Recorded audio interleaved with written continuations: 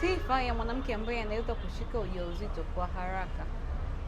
Sifa ya kwanza, mwanamke ambaye anapata hamu ya tendo, yaani akiingia kwenye siku zake za hatari anapata hamu ya kushiriki tendo la ndoa, sio anashiriki tendo la ndoa akimridhisha mwenzake. Kuna wanawake ambao mwenzake akihitaji tendo ndipo anashiriki ili mradi tu amridhishe, lakini hana kabisa hamu ya tendo la ndoa. Lakini pia mwanamke ambaye anapata hedhi salama, hapa namaanisha hedhi ambayo yenye mpangilio sahihi na hedhi safi, sio hedhi ambayo inatoka hedhi nzito, hedhi ya mabonge mabonge, lakini pia unapata period ambayo unaweza ukamisi mwezi ukapata, mwezi ujao usipate. Lakini pia mwanamke ambaye anapata ule ute ovulation, hapa namaanisha kwamba ule ute ambao unavutika upo kama yai au upo kama ule mvuto ule wa mlenda. Huyu mwanamke ni rahisi sana kwake kuweza kushika ujauzito. Kwa hiyo kama ni wewe mwanamke hauna dalili hata moja hapa, ni vyema ukamwona mtaalamu wa afya akusaidie kuondokana na changamoto ambazo zinakufanya usipate hizi sifa ili uweze kushika ujauzito kwa haraka.